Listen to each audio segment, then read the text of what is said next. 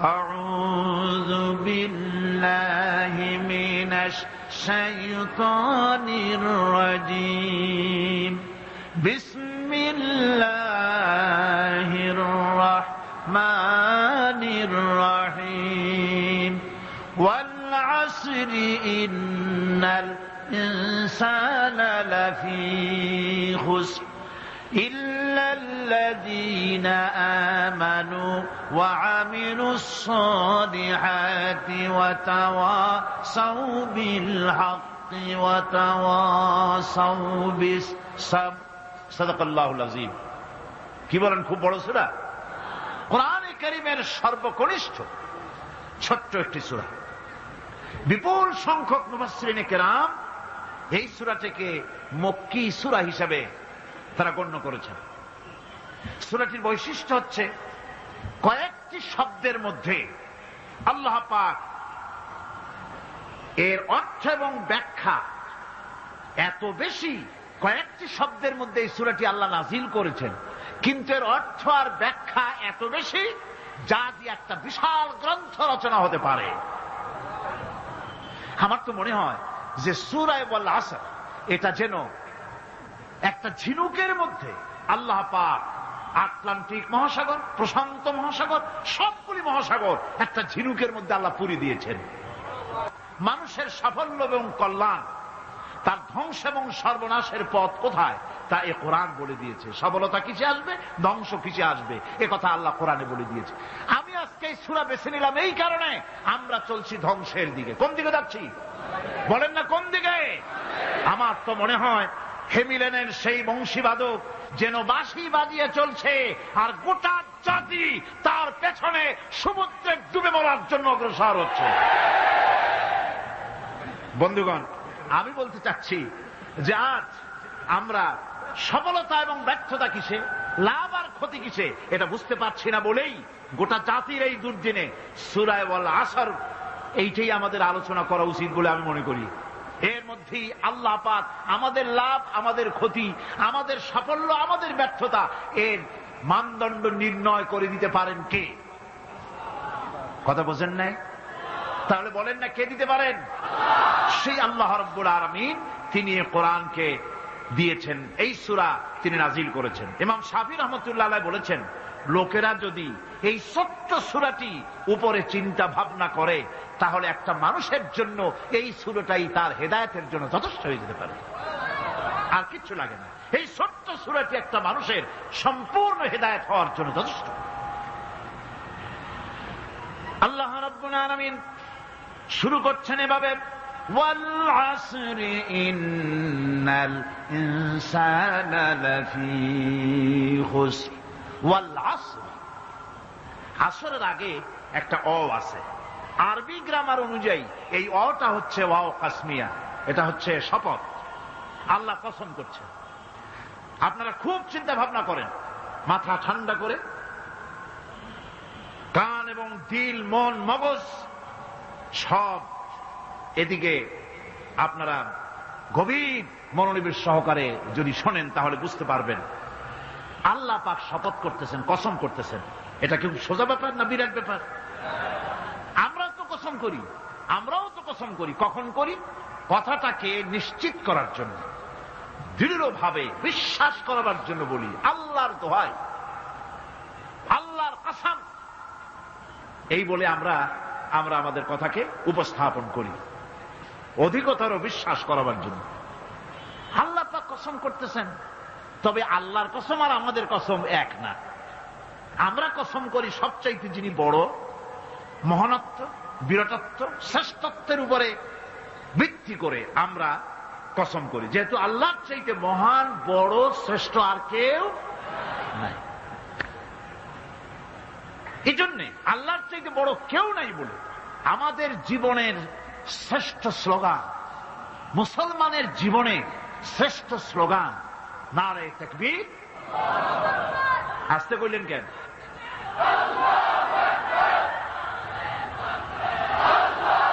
আল্লাহ হচ্ছেন বড়, তার থেকে বড় কেউ না।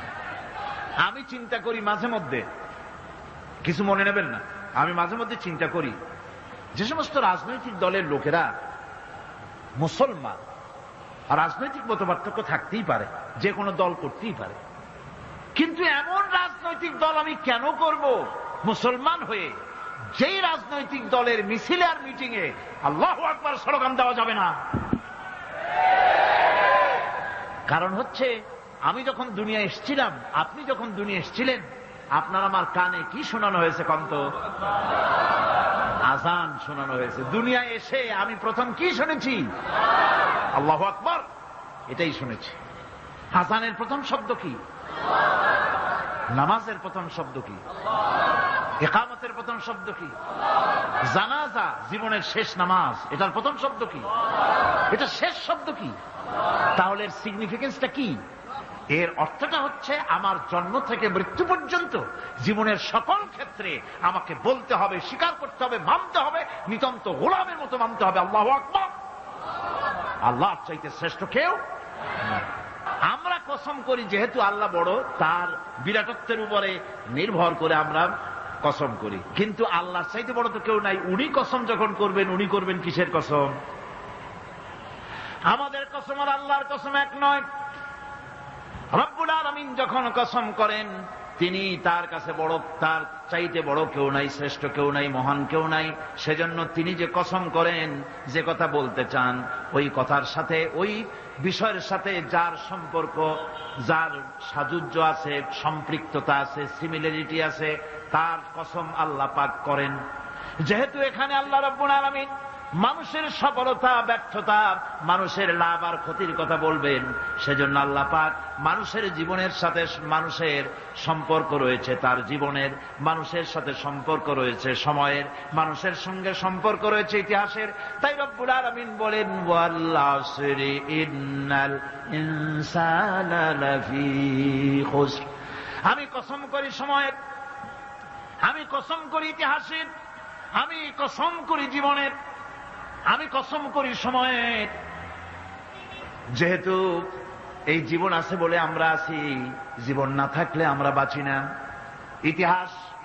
ইতিহাসের কসম আল্লাহ করেন, কারণ হলো ইতিহাস মহাকালের সাক্ষী।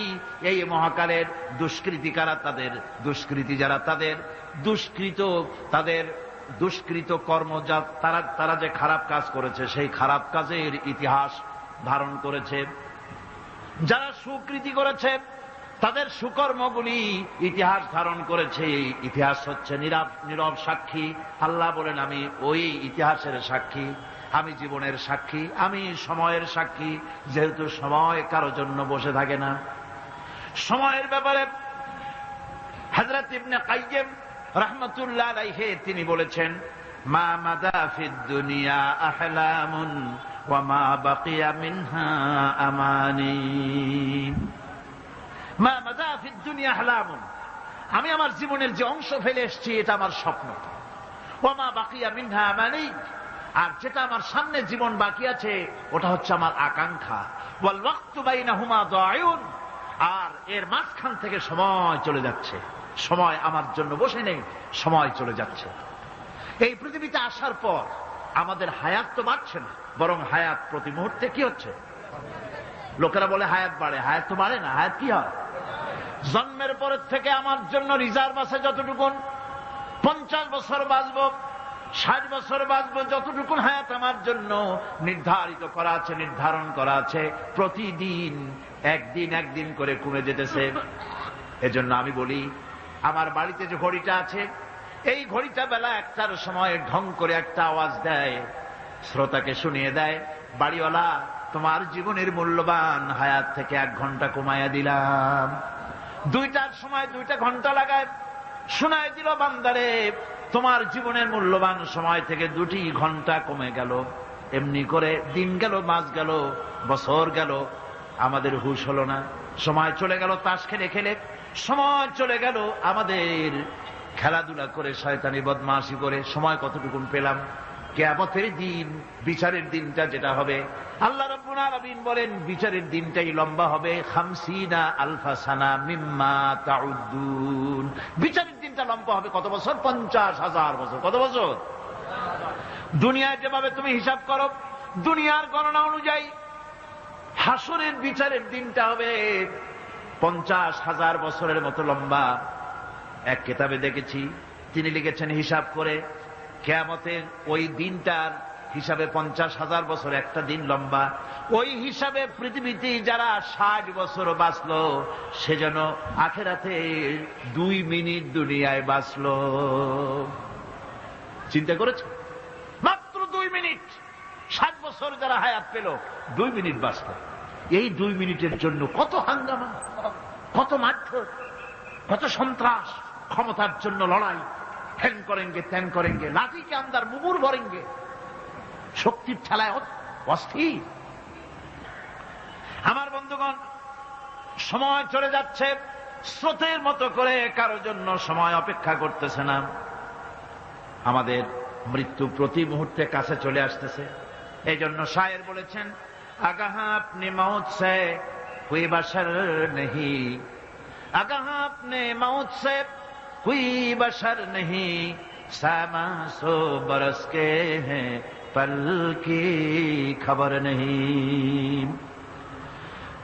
মৃত্যু সম্পর্কে আমাদের কারো জানা নাই। যে কোনো মুহূর্তে মৃত্যু আমাদের কাছে এসে যেতে পারে, মৃত্যু সম্পর্কে কিছুই জানা নাই। অথচ প্রতি মুহূর্তে আমরা মৃত্যুর দিকে গিয়ে চলছি। মাল সামান 100 বছর কি ধরে খাবো তাও জমা করে রেখেছি, কিন্তু এক মুহূর্তের খবর নাই। মাহফিলে এসেছি, বাড়ি যেতে পারবো নিশ্চয়তা নাই। আছে? বলেন আছে? আপনি বাড়ি যাও ভালো, বসেছেন, দাঁড়াতে পারবেন, এই নিশ্চয়তা আছে? নাই। সুতরাং সূরার যে সময়ের উপরে কসম করে মূলত সময়ের অপরিসীম গুরুত্ব সম্পর্কে আল্লাহ পাক মানুষকে বুঝাই দিতেছেন। সময়ের দাম দাও। আমাদের সময় চলে যায় গান শুনতে শুনতে, আশ্চর্য মলম বিক্রি করা দেখতে দেখতে, তাস পাশা খেলতে খেলতে সময় চলে যায়, কেউ খেয়াল করে না। সময় বলতে অতীত কালও হতে পারে, আবার বর্তমানও হতে পারে। আর বর্তমান কাল কোনো কালই না। বর্তমান কাল কোনো কাল নয়। প্রতি মুহূর্তে ভবিষ্যৎ এসে বর্তমান হয়, আর প্রতি মুহূর্তে বর্তমান কি হয়? অতীত হয়ে যায়। বর্তমান কাল বলে কোনো কাল নেই। প্রতি মুহূর্তে অতীত হয়ে যাচ্ছে। এই যে আমি মাহফিলে বসছিলাম প্রথম এসে, ওইটা কি এখনো বর্তমান আছে? এই যে বর্তমান কথা বলছি, এটা অতীত হয়ে যাচ্ছে। সুতরাং বর্তমান কাল নাই। আল্লাহ পাক অল আসরের সময়ের কসম করে বলছেন। যদি আমরা চিন্তা ভাবনা করি তাহলে আমরা লক্ষ্য করব আমাদের আসল মূলধন সময়। আসল মূলধন কি? জীবনের আসল মূলধন কি? সময়। ইমাম রাজি রহমতুল্লাহ আলাইহি এই পর্যায়ে এক বুজুর্গের ব্যক্তির কথা তিনি আলোচনা করেছেন। তিনি বলেছেন যে একটা লোক, তিনি সূরা আল আসর এর ব্যাখ্যা তিনি বুঝতেছিলেন না। ব্যাখ্যাটা এই মাথার মধ্যে ঘুরপাক খাচ্ছিল, এর ব্যাখ্যা কি? একবার তিনি বাজারে ঢুকলেন, তারপরে তিনি শুনতে পেলেন বাজারের এক প্রান্ত থেকে একজন চিল্লায় বলতেছে, সেই ব্যক্তির উপরে রহম করো যার পুঁজি গলে যায়, সেই ব্যক্তির উপরে রহম করো যার পুঁজি গলে যায়। উনি চিন্তা করলেন পুঁজি এবার গলে কেমন? উনি দৌড়ে গেলেন, যায় দেখেন যে ব্যাটা চিল্লাচ্ছে সে হচ্ছে বরফ বিক্রেতা। কি বিক্রেতা? বরফ, বরফ, আইস। এখন এই বরফ বিক্রেতা সে চিল্লায় বলতেছে, সেই ব্যক্তির পরে রহম করো যার পুঁজি কি গলে যায়। সূর্যের তাপ বাড়তেছে আর বরফ গলে যাচ্ছে। সে বুঝাতে চাচ্ছে যে আমার এই বরফটা জমাট থাকা অবস্থায় তোমরা কেউ কেনো, যেহেতু আমার পুঁজি তো এর মধ্যে আমি ইনভেস্ট করেছি। এটা যদি পানি হয়ে যায় তো পানি তো কেউ কিনবে না, এটা তো যেখানে সেখানে পাওয়া যায়। বরফ পাওয়া যায় না বলেই তো আমি বরফ কিনে আনছি। তোমরা আমার প্রতি দয়া করো, তাড়াতাড়ি করে বরফটা কিনে নিয়ে যাও। ইমাম রাজি রহমতুল্লাহ আলাইহি বলেন, বুজুর্গ ব্যক্তি চিৎকার মেরে বললেন, আল্লাহু আকবার, আমি কিন্তু এই বরফ বিক্রেতার ঘোষণার মধ্য দিয়ে সূরা আল আসরের তাফসীর আমি বুঝে ফেলেছি। তার মানে হলো বরফ বিক্রেতা যেভাবে বলতেছে সেই ব্যক্তির উপরে রহম করো যারা পুঁজি গলে যায়, আমারও তো একটা পুঁজি আছে, ওই পুঁজির নাম হায়াত। প্রতি মুহূর্তে আমার পুঁজি তো গলে যেতেছে, আমার পুঁজি তো গলে যায়, প্রতি মুহূর্তে কমে যেতেছে। আহারে, এই পুঁজি যে গলে গেল ধরে রাখতে পারলাম না, এই জন্য কিছুই তো করতে পারি নাই।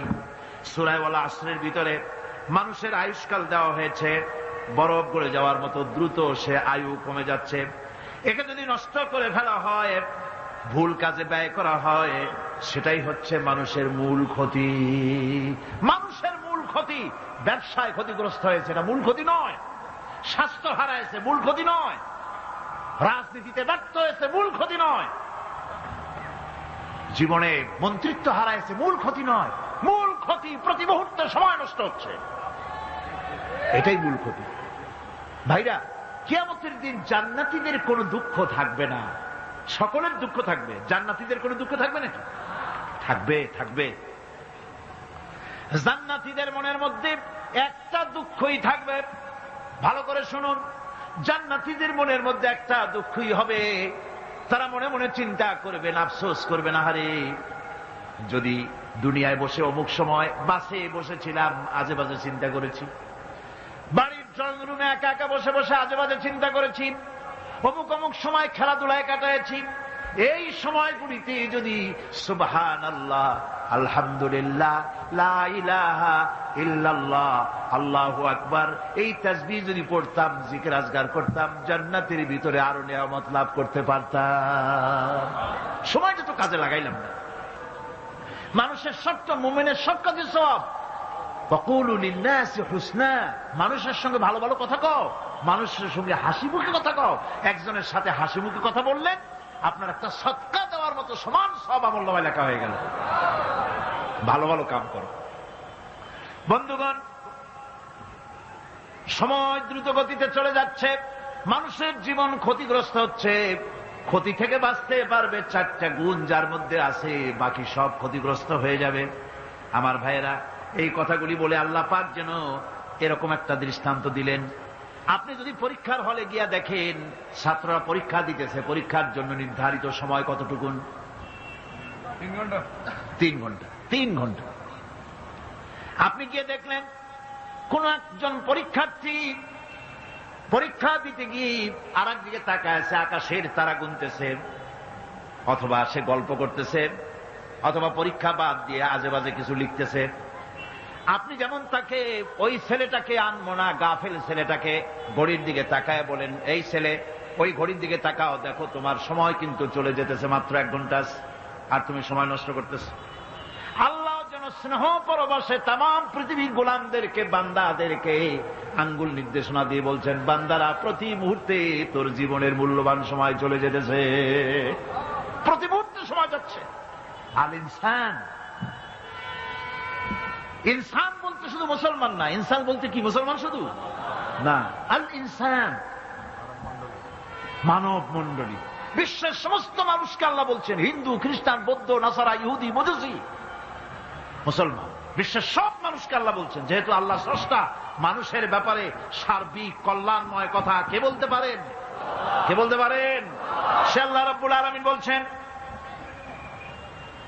সময় চলে যাচ্ছে, ও পৃথিবীর মানুষেরা। এই মানুষ বলতে আল্লাহ রাব্বুল আলামিন কোন ব্যক্তি, কোন গোষ্ঠী, কোন জাতিকে বলেন নাই, বলেছেন সমগ্র মানবতাকে। এর অর্থ হচ্ছে সূরাটিতে উল্লেখ্য 4টি গুণ যদি আমল করতে পারে লোকেরা, যেই ব্যক্তি করবে, যেই সমাজ করবে, যেই রাষ্ট্র করবে, যেই গোষ্ঠী করবে, যেই জাতি করবে, তারাই ক্ষতি থেকে বেঁচে যাবে। আর যারা করবে না, তারা ক্ষতিগ্রস্ত হবে। কি হবে বলুন? এখন আল্লাহ পাকের কথা শুনুন। আল্লাহ পাক বলছেন, ওয়াল আসরি ইন্নাল ইনসানা লাফি খুসর। খুসরিন, এই যে খুসর, খাসারা, এই শব্দটা হচ্ছে আবিধানিক অর্থে ক্ষতি হচ্ছে লাভের বিপরীত। লাভের বিপরীত কি? ক্ষতি। নাফা, এই নাফার বিপরীত কি? নোকসান। খাসারাটা কি? নোকসান বলা হয় পুঁজি 50,000 খাটাইছিলাম, লাভ করতে পারি নাই, পুঁজি ঠিক আছে, এটাকে বলা হয় নোকসান। এটাকে কি বলা হয়? নোকসান। কিন্তু আমি পুঁজি খাটিয়েছিলাম 50,000 টাকা, লাভ তো হয়ই নাই, পুঁজিও চলে গেছে, আমও গেছে, সালাও গেছে, আমও নাই, সালাও নাই। এইটারে আরবিতে কি বলা হয়? খাসার, দেউলিয়া। দেউলিয়া হয়ে গেছে। দেউলিয়াটা বোঝেন ভালো আপনারা, দেউলিয়া হয়ে গেছে। কোরআন লাভ বা সাফল্যে ধারণা যেমন নিছক পার্থিব নয়, সমৃদ্ধির কথা শুধু পার্থিব নয়, জন্ম থেকে শুরু করে মৃত্যু পর্যন্ত। কোরআনের লাভের কথা যখন বলা হয় তখন জন্ম থেকে মৃত্যু পর্যন্ত, আখিরাত পর্যন্ত, কিয়ামত পর্যন্ত। ক্ষতিটাও জন্ম থেকে শুরু করে মৃত্যু পর্যন্ত, কিয়ামত পর্যন্ত ক্ষতিটাও। এই ক্ষতি থেকে বাঁচবার জন্য কোরআনে কারিমে বিভিন্ন জায়গায় এই খাসারা শব্দ ব্যবহার করা হয়েছে।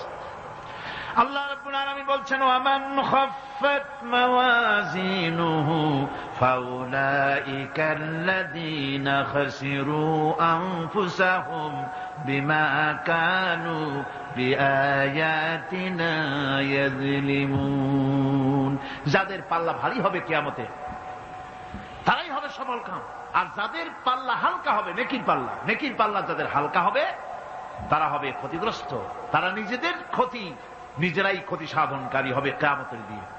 কাজে মানুষের জীবনের সমুদয় কার্যাবলীর ভালো অংশ যদি খারাপ অংশের উপরে বিজয়ী হয়, তারপরে খারাপ অংশ পাওনাদারদের দিয়ে টিয়া, এরপরে যদি নেকি কিছু বাকি থাকে তাহলে বোঝা গেল লোকটা কিয়ামতে নাজাত পাবে। আর যদি ভালো কাজের উপরে খারাপ কাজ বিজয়ী হয়ে যায় আর সমস্ত পাওনাদারদেরকে পাওনা মিটাইয়া তারপরেও পাপ বাকি থেকে যায়, এক চাইতে খাসারা পৃথিবীতে আকাশে জমিনে কিছুই আর হবে না। এর থেকে বাঁচার জন্য আল্লাহ পাক এই খাসারা থেকে বাঁচার জন্যই মানুষকে এই কথা বলছেন। এই কথাটি কোরআনে কারিমের অন্য একটি আয়াতে আরো সুন্দর করে বলা হয়েছে, যারা নাকি এই দুনিয়ার বুকে যারা নিজেদের পুঁজি খাটাইছে, জীবনের পুঁজি সুদ কামাইতে খাটালো, জীবনের পুঁজি খাটালো হারাম কামাইয়ের ভিতরে, অন্যায় কাজের ভিতরে, যারা জীবনের পুঁজিকে আল্লাহর দ্বীনের কাজে লাগাতে পারে নাই, তাদের সম্পর্কে বলা হচ্ছে হাসিরাদ দুনিয়া ওয়াল আখিরাতা যালিকা হুয়াল খুসরানুল মুবিন। হাসিরাদ দুনিয়া ওয়াল আখিরাত, দুনিয়াও ক্ষতিগ্রস্ত, আখিরাতেও ক্ষতিগ্রস্ত। এটা হচ্ছে তার জন্য সুস্পষ্ট ক্ষতি, এর থেকে বড় ক্ষতি আর কিছুই হতে পারে না। আল্লাহ পাক কোরআনে কারীম অন্যত্র বলেছেন, وَنُنَزِّلُ مِنَ الْقُرْآنِ مَا هُوَ شِفَاءٌ وَرَحْمَةٌ لِلْمُؤْمِنِينَ وَلَا يَزِيدُ الظَّالِمِينَ إِلَّا خَسَارًا। আমি এই কোরআন অবতরণের পরিক্রমায় এমন সব বিষয় অবতীর্ণ করেছি যা মুমিনদের জন্য নিরাময় এবং তাদের জন্য রহমত, আর জালিমদের জন্য ক্ষতি ছাড়া আর কিছুই বৃদ্ধি পায় না। জালিমদের জন্য ক্ষতি বৃদ্ধি পায়, আর যারা মুমিন তাদের জন্য এর মধ্যে নিরাময় আছে, এর মধ্যে রহমত আছে। অর্থাৎ যারা এই কোরআনকে যারা নিজেদের আইনের কিতাব হিসেবে গ্রহণ করেছে, কোরআনকে তাবিজের কিতাব হিসাবে নয়, ধর্মীয় কিতাব হিসাবে নয়, কোরআন সংবিধান। কোরআন কি? কোরআনকে যারা সংবিধান হিসাবে মেনে নিয়েছে, কোরআনকে যারা সংবিধান হিসাবে গ্রহণ করলো ব্যক্তি, পরিবার, সমাজ, রাষ্ট্রে, তাদের যাবতীয় মানসিক, বুদ্ধিবৃত্তিক, নৈতিক, তামাদ্দুনিক রোগের নিরাময় হবে, এর দ্বারা শান্তি হবে। কিন্তু যেসব জালিম এই কোরআনকে প্রত্যাখ্যান করেছি, কোরআনকে যারা মৌলবাদীদের কিতাব বলে, কোরআনের কথা বললে মৌলবাদ বলে গাল দেয়, তারা তাদের কপালকে পোড়াইয়া ছাই বানাইয়া দিছে, তাদের কপাল ভস্মীভূত করে দিয়েছে। আমার দেশে, এই দেশটা কি মুসলমান বেশি না অন্য জাতি বেশি? কোন? জোরে কোন? মুসলমান সবচেয়ে। খুব লক্ষ্য করে শোনেন, এই দেশে সবচেয়ে মুসলমান বেশি, ইন্দোনেশিয়ার পরে। পৃথিবীর দ্বিতীয় বৃহত্তম মুসলিম দেশ হলো কোনটা? বাংলাদেশ।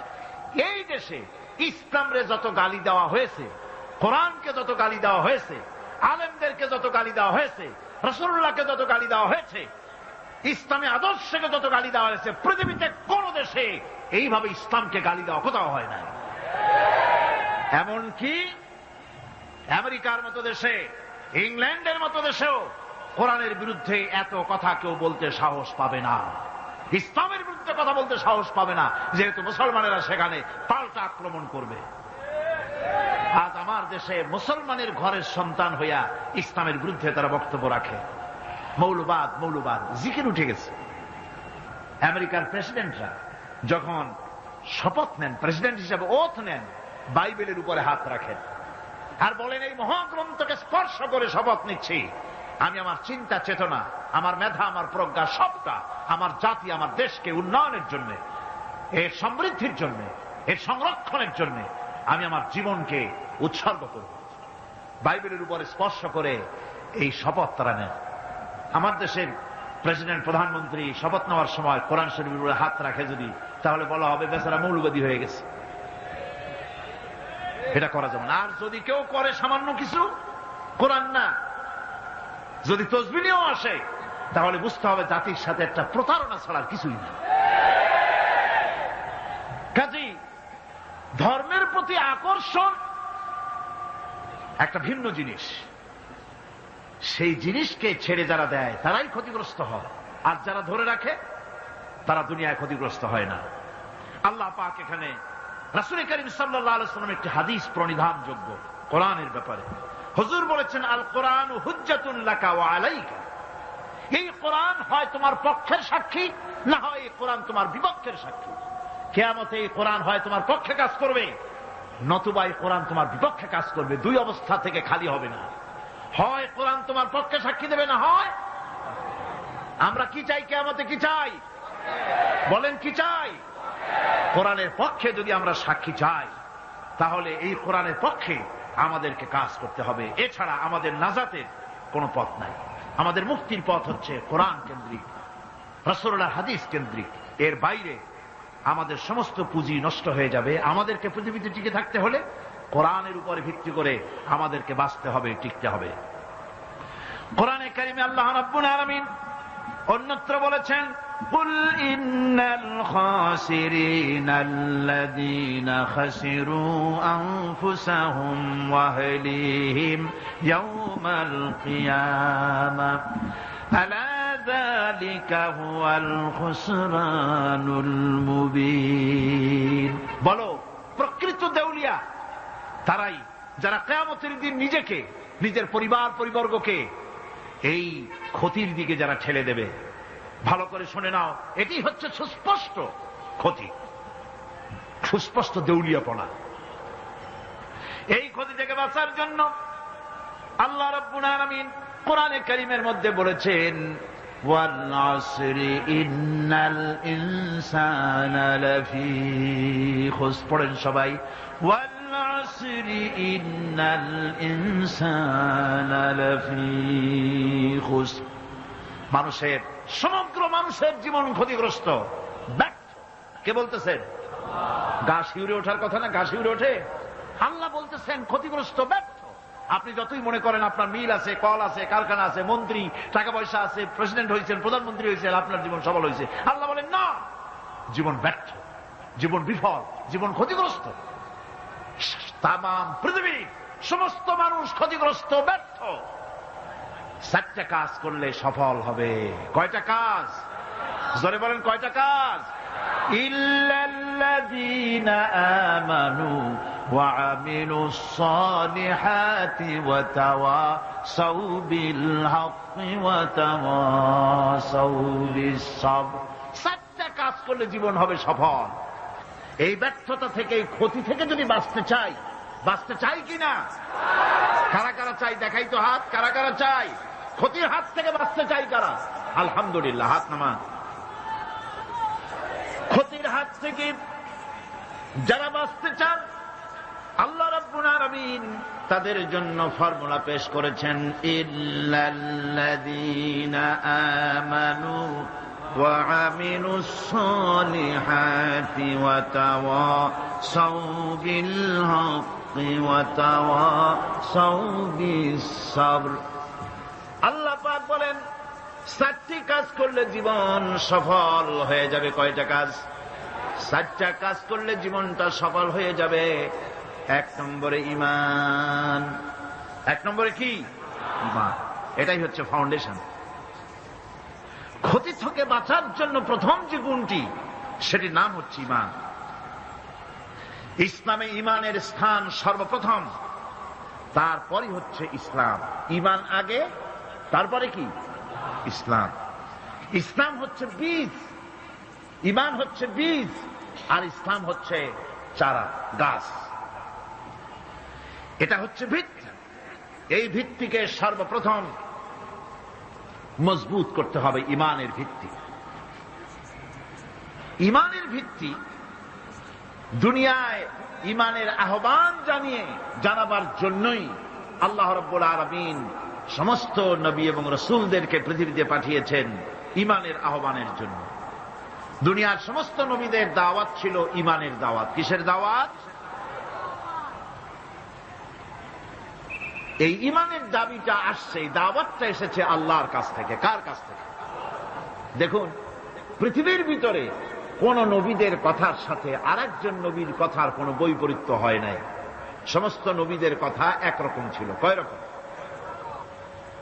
একজন নবীর সঙ্গে তার বক্তব্যের সাথে আরেকজন নবীর বক্তব্যের কোন গুণগত মৌলিক কোন পার্থক্য ঘটে নাই, অসঙ্গতি হয় নাই। কারণ নবীরা, আম্বিয়া আলাইহিমুস সালাম, নিজেরা বানিয়ে কথা রচনা করে তারা মানুষের সামনে পেশ করে নাই। সমস্ত নবীদের কাছে যত দাওয়াত এসেছে একটা অফিস থেকে এসেছে। সে অফিসটা হচ্ছে কার? আল্লাহ রাব্বুল আলামিনের।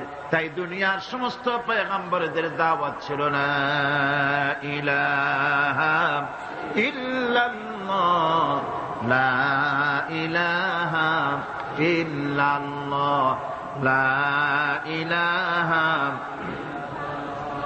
লা ইলাহা ইল্লাল্লাহু মুহাম্মাদুর রাসূলুল্লাহ। এটাই ছিল সমস্ত নবীদের দাওয়াত। কোরআনে কারীম তার ধারক এবং বাহক সম্পর্কে বলে যে তিনি যে দাওয়াত দিয়েছেন সে দাওয়াতটা হলো ঈমানের দাওয়াত। আমাদের নবী তিনি এসে যে দাওয়াত দিয়েছেন সে দাওয়াতটা কিসের? কোরআনে কারীম বলছি, ربنا إننا سمعنا مناديا ينادي للإيمان। হে আমাদের রব, নিশ্চয়ই আমরা এমন একজন আহ্বায়কের আহ্বান শুনেছি যিনি আমাদেরকে ঈমানের দাওয়াত দিয়েছেন। এমন কোন পয়গম্বর নাই দুনিয়ায় যিনি ঈমানের দাওয়াত দেন নাই। সকলেই ঈমানের দাওয়াত মানুষের সামনে, বিশ্ববাসীর সামনে পেশ করেছেন। কোরআনে হাকিম স্পষ্ট একটা সীমারেখা দুনিয়ার মানুষের সামনে পেশ করে পৃথিবীর মানুষগুলিকে দুটি শ্রেণীতে বিভক্ত করে দিয়েছে। একটি হচ্ছে ঈমান পোষণকারী, আরেকটি হচ্ছে অবিশ্বাসী। একটা ঈমান পোষণকারী আর একটা অবিশ্বাসী। ঈমান পোষণকারীরা সত্যশ্রয়ী, তারা হচ্ছে জ্ঞান এবং নূরের সম্পদে সমৃদ্ধ। আর দ্বিতীয় দলটি হচ্ছে কাফের, জালিম, মূর্খ। তারা হেদায়েতের রাস্তা তাদের জন্য অবরুদ্ধ। কোরআনে কারীম এই দুইটি দল সম্পর্কে উল্লেখ করতেছেন, মাসালুল ফারিকাইনি কাল আ'মা ওয়াল আসাম্মি ওয়াল বাসীরি ওয়াস সামিম হাল ইয়াস্তাবিয়ানি মাসালান আফালা। কোরআন শরীফ বলছে, হাল يستبيان مثلا أفلا تذكرون। দুইটি শ্রেণীতে আল্লাহ পাক ভাগ করে দিয়েছেন। একটা শ্রেণী হচ্ছে অন্ধ, বোবা, বধির। আরেকটি যারা শুনতে পায়, চোখে দেখতে পায়। এই দুটি কখনো এক নয়, সমান নয়। এ দুটির রাস্তা আলাদা। কাফেরের রাস্তা আর ইমানদারদের রাস্তা সম্পূর্ণ ভিন্ন। আল্লাহ রাব্বুল আলামিন ঈমান এবং কুফরের পার্থক্য বলে দেওয়ার জন্য গোটা মানব জাতির মধ্যে স্পষ্ট করে বলেছেন, লা ইকরাহা ফিদ-দীন ক্বাদ তাবায়্যানার রুশদু মিনাল গাই। দ্বীনের ব্যাপারে জোর জবরদস্তি নেই। এখানে হেদায়েতের পথ এবং গোমরাহি, হেদায়েতকে গোমরাহির পথ থেকে সম্পূর্ণ আলাদা করে দেওয়া হয়েছে। লা ইকরাহা ফিদ-দীন, দ্বীনের ব্যাপারে কোনো জোর জবরদস্তি নেই। যারা ধর্মনিরপেক্ষবাদী তারা এই আয়াতটাকে নিজেদের মতবাদকে প্রতিষ্ঠার লক্ষ্যে অনেক সময় কাজে লাগায়। দুটি আয়াতকে তারা বেশি ব্যবহার করে। একটা হচ্ছে লাকুম দীনুকুম ওয়ালিয়া দীন, আর একটা হচ্ছে লা ইকরাহা ফিদ্দিন। এই দুইটি আয়াতকে ধর্ম নিরপেক্ষবাদীরা ব্যবহার করে। এই দুটির কোনটি তাদের আদর্শকে বোঝাবার লক্ষ্যে ব্যবহারের কোন সুযোগ নাই। লা ইকরাহা ফিদ্দিন, ধর্মের ব্যাপারে কোনো বাড়াবাড়ি নাই, জোর জবরদস্তি নাই। এ কথা বলা হয়েছে এই কারণে যে কোন বিধর্মীকে, অমুসলিমকে ভয় দেখিয়ে, লোভ দেখিয়ে অথবা কোন ক্রমে কোন প্রকার চাপ সৃষ্টি করে তাকে মুসলমান বানানো যাবে না। এমনকি সূরা তওবার মধ্যে এসেছে, যুদ্ধ চলাকালীন সময়, জিহাদ চলাকালীন সময় কোন অমুসলিম যদি ইসলাম জানার জন্য তোমাদের তাঁবুতে আসে, তাহলে তুমি তাকে ইসলাম বুঝাও। ইসলাম শোনার পরে যদি মেনে নেয় ভালো কথা, আর যদি না মানে তাকে তার তাঁবু পর্যন্ত ফিরে যেতে দাও। মাঝপথে তাকে আক্রমণ করা যাবে না। ধর্মের ব্যাপারে কোনো বাড়াবাড়ি নাই, লা ইকরাহা ফিদ্দিন। এর দ্বারা ধর্ম নিরপেক্ষতার কোনো কথা বোঝানো হয়নি। আর লাকুম দীনুকুম ওয়ালিয়া দীন, এটা ছিল কাফেরদের সেই বক্তব্যের প্রেক্ষিতে যেখানে কাফেরেরা বলেছিল মুহাম্মদ সাল্লাল্লাহু আলাইহি ওয়াসাল্লাম, আসুন আমরা এক কাজ করি, সেটা হলো ধর্ম নিয়ে আমাদের মধ্যে যে বাকবিতণ্ডা হচ্ছে, আমরা ধর্মকে 50-50 ভাগ করে দিই। কিছুদিন আমরা গিয়া আপনার আল্লাহরে সেজদা দেই, আর কিছুদিন আপনারা আমাদের মূর্তিগুলিকে প্রণাম করুন। এই প্রস্তাব যখন রাখল, আল্লাহ রাব্বুল আলামিন সূরা কাফিরুন অবতীর্ণ করে দিলেন, কুল ইয়া আইয়ুহাল কাফিরুন লা আ'বুদু মা তা'বুদুন। হে কাফেরেরা, হে অবিশ্বাসীরা, নবী আপনি বলুন, হে অবিশ্বাসীরা, তোমরা যার ইবাদত করো আমরা তার ইবাদত করি না, আবার আমরা যার ইবাদত করি তোমরাও তার ইবাদত করো না। সুতরাং লাকুম দীনুকুম ওয়ালিয়া দীন, সুতরাং তোমাদের দিন তোমাদের জন্য, আমাদের দিন আমাদের জন্য। এখানে নিরপেক্ষতার কথা বলা হয় না, এখানে পক্ষের কথা বলা হয়েছে। কিসের পক্ষ? ধর্মের পক্ষ। কিসের পক্ষ?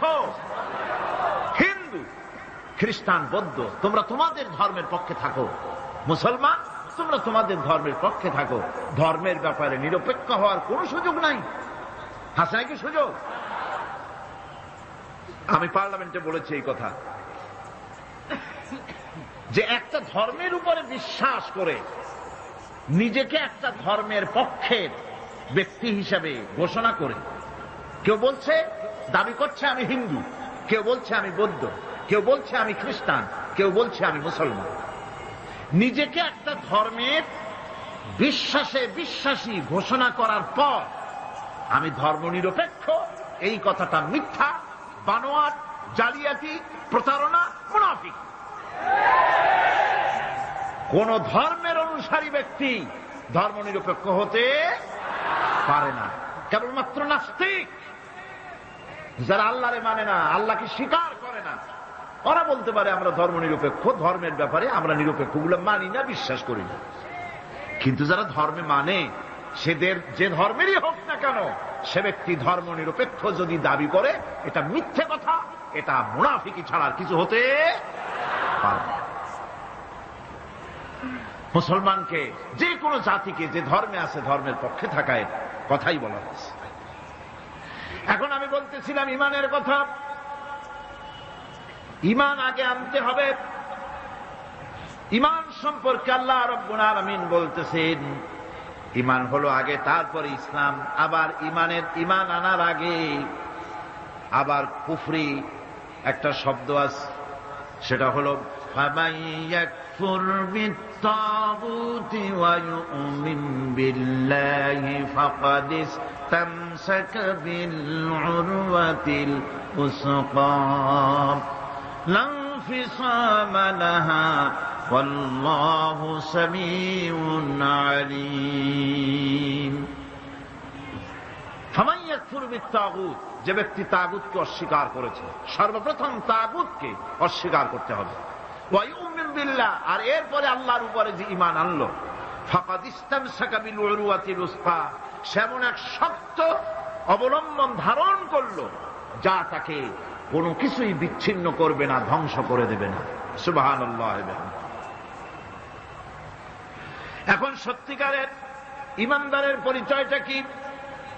কোরআনে কারীম সত্যিকারের ঈমানদারের পরিচয় এভাবে পেশ করতেছে, ইন্নামাল মুমিনুনা আল্লাযীনা আমানু বিল্লাহি ওয়া রাসূলিহি সুম্মা লাম ইয়ারতাবু وجاهدوا بأموالهم وأنفسهم في سبيل الله أولئك هم الصادقون।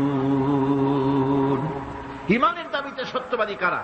ইন্নামাল মুমিনুনা আল্লাযীনা আমানু বিল্লাহি ওয়া রাসূলিহি, সত্যিকারের মুমিন তো তারা যারা নাকি ঈমান এনেছে আল্লাহর উপর এবং রাসূলের উপরে। এই ঈমান আনার পর সুম্মা লাম ইয়ারতাবু, এরপরে কোন সন্দেহে সে নিপতিত হয় নাই, কোন সন্দেহ তার মনের মধ্যে জায়গা পায় নাই, আর সে আল্লাহর রাস্তায় জিহাদ করেছে মাল দিয়ে, জান দিয়ে।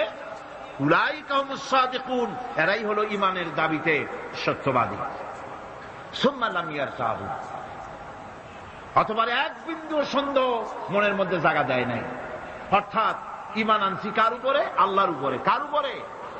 আর তার রাসূলের উপরে। আল্লাহ এবং রাসূলের উপরে ঈমান আনার পর যারা আল্লাহ এবং রাসূলের বিধান জীবনের সকল ক্ষেত্রে মানতে পারে নাই, তারাই সন্দেহে নিপতিত হয়েছে। কথা বুঝতে পেরেছেন? তাদের সন্দেহ এই কোরআন মানুষের জীবন, তার সম্পদ, তার রাজনীতি, তার অর্থনীতি পরিচালনা করতে পারে না। সেই জন্য ধর্মের ব্যাপারে কোরআন মানি, ধর্মের ব্যাপারে নামাজ আর রোজা মানি, কিন্তু রাজনীতিতে ধর্ম মানি না। এটাই হলো সন্দেহ। এটাই কি? সন্দেহ, অবিশ্বাস। জীবনকে তারা দুইটা ভাগ করেছে, এক ভাগ রাজনীতির জন্য, আর এক ভাগ কিসের জন্য? ধর্মের জন্য। জীবনকে এভাবে দুইটা ভাগ করার কোন অধিকার দেওয়া হয় নাই।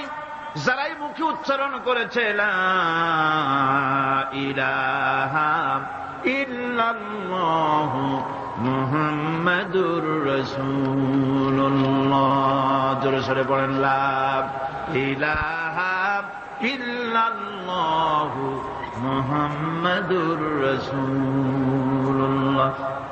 যারা জীবনকে, যারা নাকি ঈমান এনেছে, কালেমা বিশ্বাস করেছে, আল্লাহ এবং রাসূলের প্রতি ঈমান এনেছে, জীবনকে দুইটা ভাগ করার কোন অধিকার নাই। যার কথা মতো নামাজ পড়ব, তার কথা মতোই রাজনীতি করব। যার কথা মতো হজ করব, যাকাত দিব, তার কথা মতো পার্লামেন্ট চালাবো। যার কথা মতো হজ করব, যাকাত দিব, সেজদা দিব, তার কথা মতোই বঙ্গভবন আর সেক্রেটারিয়েট চালাবো। যাকে মানি, যে আল্লাহরে সেজদা করি সারা জীবন, যে রাসূলকে মানি আমার নেতা হিসেবে, রাসূল হিসেবে, সে আল্লাহ এবং রাসূলের হুকুম অনুযায়ী আমার কোর্ট কাছারি, আদালত, শিক্ষাঙ্গন চালাবো। এটা যদি চালাই তবে আমি মুমিন, আর যদি না চালাই, সন্দেহে যদি নিপতিত হয়ে যায় যে কোরআন থাকবে মসজিদে, আমার পার্লামেন্টে কোরআন ঢুকতে পারবে না।